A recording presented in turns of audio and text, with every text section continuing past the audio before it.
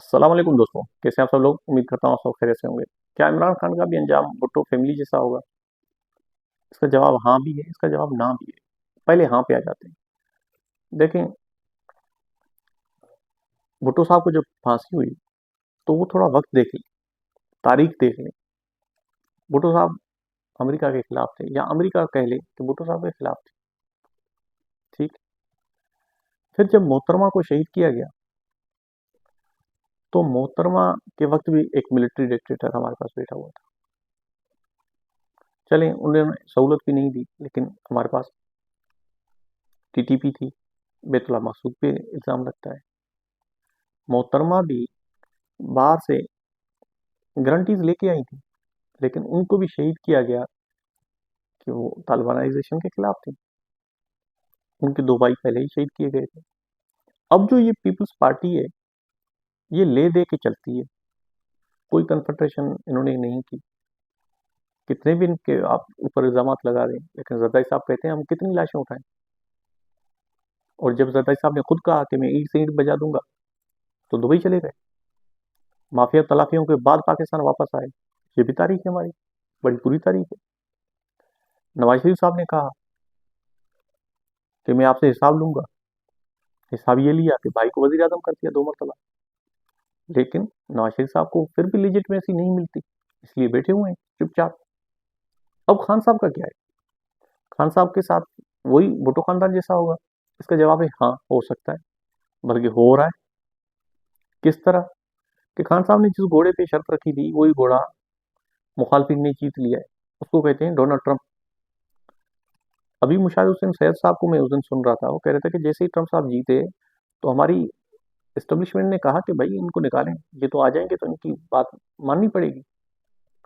खान साहब के साथ किसी वजूहत की वजह से बात नहीं बन सकी। लेकिन वही ट्रंप साहब शहबाज शरीफ साहब के साथ भी, हमारे फील्ड मार्शल साहब के साथ भी दोस्त बने हुए हैं। कहते हैं my favourite field marshal. Shehbaz Sharif साहब ने उनको नोबेल पीस के लिए नॉमिनेट किया हुआ है। हम आईएसएफ में भी गए हुए हैं। पीस गजा प्लान जो है उसमें भी हमने शमूलियत इख्तियार की हुई है। तो बचता क्या है खान साहब के लिए? झुकेंगे नहीं, खड़े हैं। ठीक है। कभी पीटीआई कहती थी हमारी रेड लाइन है खान साहब। आज तीसरा साल है खान साहब बैठे हुए हैं। अभी 8 फरवरी का उन्होंने कुछ भी नहीं होगा, देख लीजिएगा आप। तो आगे जाके खान साहब के लिए रास्ते क्या बचते हैं? खतरे की घंटी मुझे क्या लगती है? खतरे की घंटी ये है कि अगर खान साहब बिल्कुल नहीं मानते तो कल को 9 मई के केसेस में जो सेंटेंस हुआ है फैज अमीन साहब को, उनके साथ मिला के खान साहब को अगर मिलिट्री कोर्ट में ले आते हैं तो वहां पे कन्विक्शन बड़ी जालिम होगी। ये जेहन में रहे। और अभी भी तो जेल में बैठे हुए हैं। कौन से आजाद है, कौन से निकल रहे हैं? जो मेंटल टॉर्चर है वो आप सोच भी नहीं सकते कितना है एक कैदी के ऊपर, कैदी तन्हाई में। ठीक है। वही खान साहब जो दाढ़ी दे के हमारी अमेरिका में बैठी हुई ऑडियंस को कह रहे थे कि नवाज शरीफ में तुम्हारी एसी भी उतार दूंगा। क्या खान साहब सोच सकते हैं कि वो एसी तो उतारना अपनी जगह, लेकिन मैं खुद जेल में बैठा हूँ और नवाज शरीफ साहब अपने भाई समेत मौजों में होंगे? पाकिस्तान में कुछ भी हो सकता है। भुट्टो खानदान ने गुनाह किया तो किया कौन सा था? यही कि उनके पास जमूर उनके साथ था ना। आज खान साहब के साथ भी जमूर है। ठीक। 8 फरवरी को रिगिंग हुई है, बिल्कुल हुई है। खान साहब का वोट चुराया गया है, बिल्कुल चुराया गया है।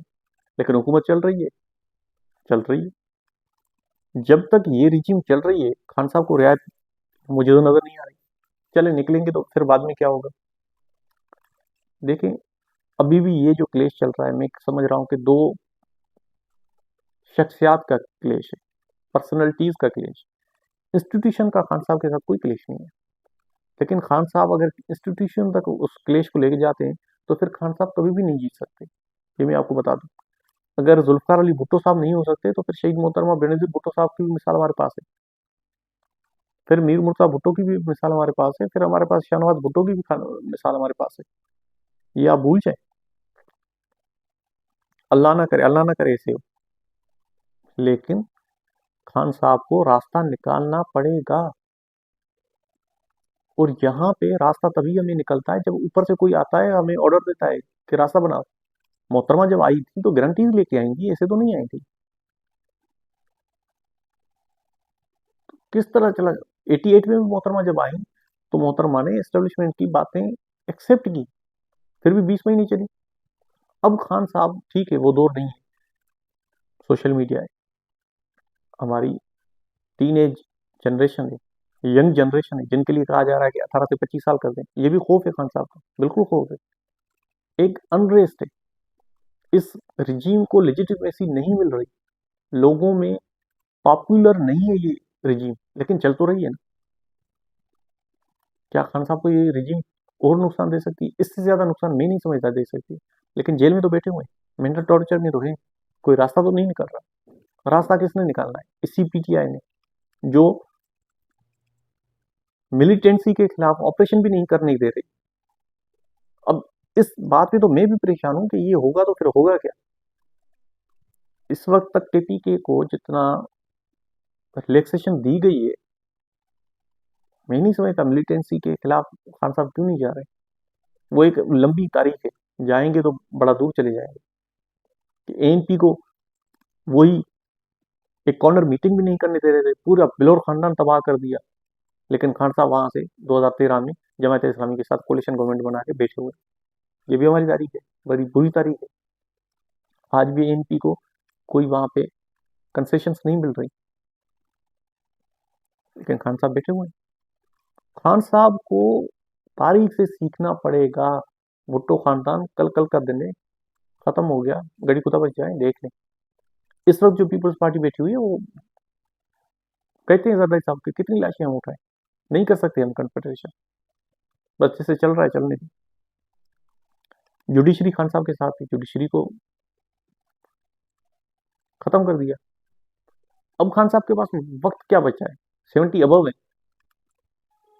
अब अगर 2-4 साल और जेल में रहे तो मैं समझता हूँ कि मेंटली अपसेट हो जाएंगे, अभी भी होंगे।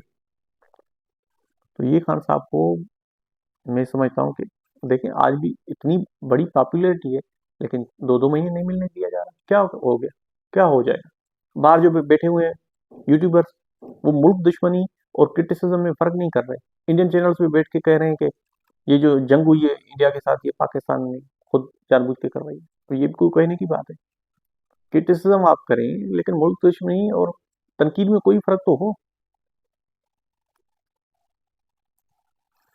एक दो पर्सनालिटीज में क्लेश है, एक जमीन बोस हो गए, एक आसमान पे खड़े हैं। अब वो उनको क्यों हाथ देंगे कि आप उठे? और उनको पता है जब मैं इनको उठाऊंगा तो ये मेरे ऊपर ही वार करेंगे। आप मुझे बताएं, यही खौफ है कि कानून में हेराफेरी करके अपने लिए इम्यूनिटी लिए जा रही है। क्या जरूरत है? जरदारी साहब को क्या जरूरत है इम्यूनिटी लेने? ना लेते। लेकिन खान का खौफ है, बिल्कुल है। अब होगा क्या?